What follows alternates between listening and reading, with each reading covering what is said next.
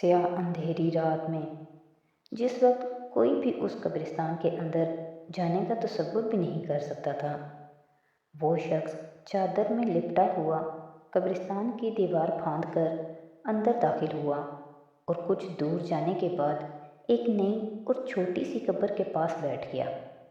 उसने इधर उधर देखा, अगरचे इस वक्त किसी की वहाँ मौजूदगी नामुमकिन थी, मगर वो अपना इत्मीनान करना चाहता था।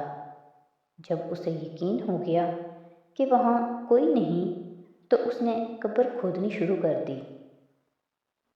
आधे घंटे की मशक्क़त के बाद वो पटड़ियाँ उठाकर एक बच्चे की कफन में लिपटी लाश निकालने में कामयाब हुआ।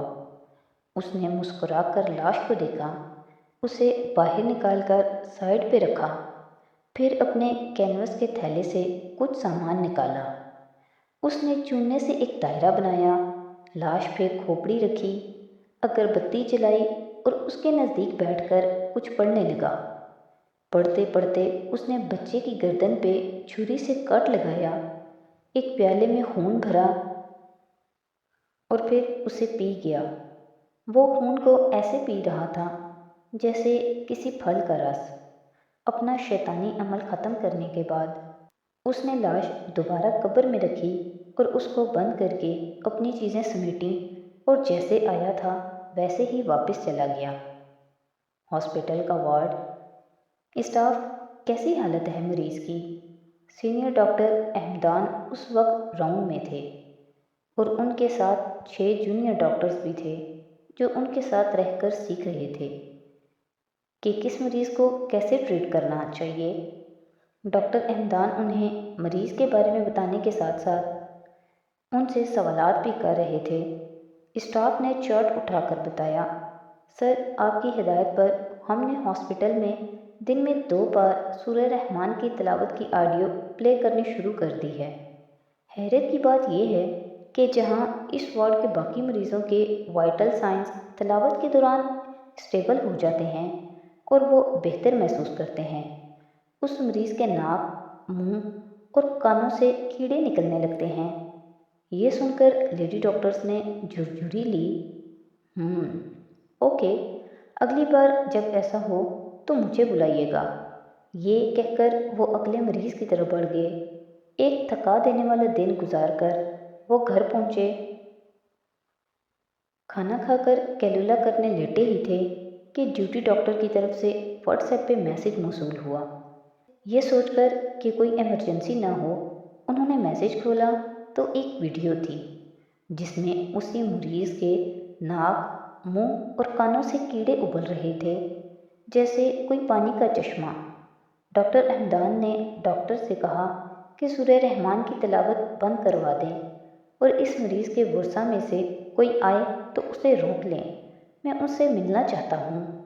दूसरे दिन डॉक्टर अहमदान राउंड लेकर ऑफिस में आए और कुछ फाइलें चेक कर रहे थे कि एक नर्स ने आकर बताया, सर उस कीड़े वाले मरीज़ के घर से एक खातून आई हैं, आपकी हिदायत पर उन्हें रोक लिया गया है। डॉक्टर के कहने पर उस खातून को उनके ऑफिस में भेज दिया गया। डॉक्टर अहमदान को ये देखकर हैरत हुई कि एक नहायत खूबसूरत और तकरीबन 30 साल की खातून एक प्यारे से बच्चे के साथ अंदर आई और अपना तारुफ करवाया। डॉक्टर साहब, मैं सितारा हूँ, अकमल की बीवी। आप मुझसे क्यों मिलना चाहते थे? बैठिए, उन्होंने कुर्सी की तरफ इशारा करते हुए कहा।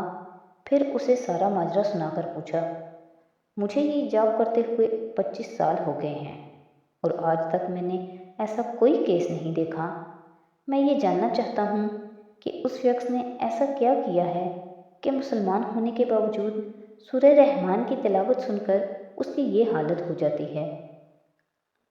सितारे ने सर झुका लिया। कुछ देर की खामोशी के बाद गोया हुई, अकमल जादू करता था डॉक्टर साहब, और जादू भी ऐसा जो सर चढ़ कर बोलता था। दूर दराज से लोग उसके पास आते थे और काम करवाते थे, लाखों का नजराना देते थे। मैं भी उसके पास इसीलिए आई थी कि मेरा शोहर सास के कहने पे मुझे तलाक दे रहा था। मुझे अपने शोहर से बेहद मोहब्बत थी और मैं उससे अलहदा नहीं होना चाहती थी। کسی سہیلی نے اکمل کے بارے میں بتایا تو میں فوراً اس کے پاس پہنچی۔ اس نے مجھے کچھ عمل کرنے کو بتائے، لیکن جب میں نے ان اعمال کو کیا تو بجائے اس کے کہ میرا شوہر اور ساس سیدھے ہوتے، ایک دن میں خود ہی گھر بار چھوڑ کر اس کے پاس آ گئی۔ مجھے کچھ ہوش نہ تھا کہ میں ایک شادی شدہ عورت ہوں۔ مجھے بس یہ معلوم تھا کہ میں اکمل کے بغیر ایک پل بھی نہیں رہ سکتی تھی۔ ڈاکٹر نے حیرت سے اکمل کے بارے میں سوچا، جو مخفی سا اور نہایت معمولی شکل و صورت کا انسان تھا۔ دراصل اس کی نیت مجھے دیکھ کر خراب ہو گئی تھی۔ اس نے مجھ پہ ایسا عمل کر دیا کہ نہ صرف میں گھر بار چھوڑ آئی، بلکہ جب میرے والدین مجھے ڈھونڈتے ہوئے آئے تو میں نے ان کے ساتھ جانے سے انکار کر دیا۔ میرے شوہر نے مجھے طلاق دے دی۔ میں نے اکمل کے ساتھ 5 سال بغیر نکاح کے گزارے۔ اس نے شرمندگی سے کہا۔ پھر ہمارا یہ بیٹا پیدا ہوا۔ اس نے بچے کی طرف اشارہ کرتے ہوئے کہا تو میں نے اکمل سے التجا کی کہ اب وہ مجھ سے شادی کر لے۔ اس نے کہا کہ جادوگر شادی کر لے تو اس کی بیوی اور بچے مر جاتے ہیں، اس لیے یہ ممکن نہیں۔ مگر میں اس کے پیچھے پڑ گئی کہ وہ جادو چھوڑ دے اور ہمارے بچے کی خاطر مجھ سے نکاح کر لے۔ بہت منت سماجت کے بعد اکمل مان گیا۔ اس نے مجھ سے نکاح کر لیا اور جادو چھوڑ دیا۔ ہم نے وہ علاقہ بھی چھوڑ دیا، مگر جادو چھوڑنے کے بعد کمائی کا کوئی ذریعہ نہ رہا۔ آہستہ آہستہ سب ٹھاٹ باٹ جاتے رہے۔ نوبت فاقوں پہ آ گئی تو اکمل مزدوری کرنے لگا، کیونکہ اسے تو جادو کے علاوہ کچھ آتا ہی نہیں تھا۔ ہم بہت مطمئن تھے، کمائی کم تھی مگر حلال کی تو تھی۔ مگر ڈاکٹر صاحب، یہ دنیا بڑی ظالم ہے، یہ کسی کو سیدھے راستے پر چلنے نہیں دیتی۔ ایسا ہی اکمل کے ساتھ بھی ہوا۔ ایک دن ایک لڑکی ہمارے گھر آئی اور اکمل سے ملی اور بولی، مجھے آپ سے ایک کام ہے، آپ جو مانگیں گے میں دوں گی، بس میرا کام کر دیں۔ اکمل نے انکار کر دیا اور اسے بتایا کہ وہ یہ کام چھوڑ چکا ہے، مگر وہ اپنے محبوب سے شادی کرنا چاہتی تھی جو اسے پسند نہیں کرتا تھا اور اس کے لیے ہر قیمت دینے کو تیار تھی۔ لڑکی بہت خوبصورت تھی اور مالدار بھی۔ وہ اکمل کے قدموں میں گر گئی۔ ان دنوں ہمارے مالی حالات بھی بہت برے تھے۔ اکمل پیسوں کی خاطر تو نہ مانا، مگر اس لڑکی کی شکل پہ پھسل گیا۔ اس کے ساتھ ایک رات گزار کر اکمل نے اس کا کام کر دیا۔ اپنی شادی کے بعد وہ ہمارے گھر آئی اور 10 لاکھ نذرانہ دے گئی۔ یوں اکمل نے دوبارہ سے جادو کرنا شروع کر دیا۔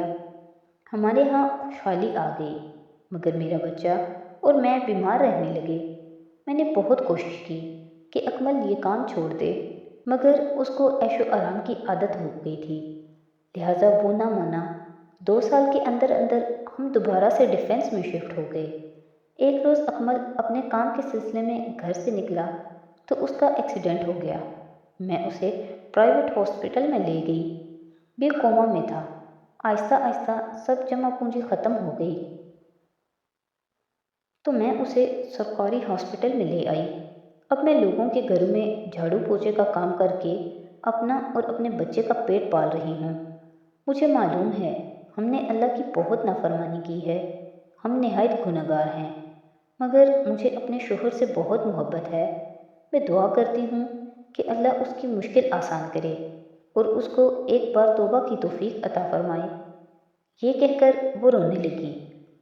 ڈاکٹر احمدان نے اسے تسلی دی اور کچھ پیسے دے کر رخصت کر دیا۔ ظہر کی نماز کے وقت وہ ہاسپٹل کی مسجد میں نماز پڑھنے گئے اور نماز کے بعد دعا کے لیے ہاتھ اٹھائے تو اللہ تعالیٰ سے دعا کی کہ وہ اکمل کے گناہ معاف فرما کے اس کو آسان موت عطا فرما دے، لیکن یہ دعا قبول نہیں ہوئی۔ اکمل طویل عرصے تک اسی حالت میں پڑا رہا۔ اس کے جسم میں بدسورہ کی وجہ سے کیڑے پڑ گئے اور اس قدر گندی بدبو آنے لگی کہ اسٹاف اس کے نزدیک جانے سے کترانے لگا۔ اب تو لوگ اسے دیکھنے اور عبرت پکڑنے آنے لگے تھے۔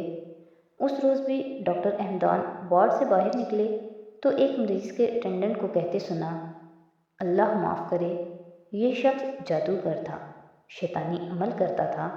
اب دیکھو اللہ نے کیسا نشان عبرت بنا دیا ہے کہ اس کی جان ہی نہیں نکل رہی۔ اللہ رحم فرمائے ہم سب پر اور گناہوں سے بچائے اور ایمان کی موت عطا فرمائے۔ ڈاکٹر احمدان نے ہولے سے آمین کہا اور اپنے آفس کی طرف بڑھ گئے۔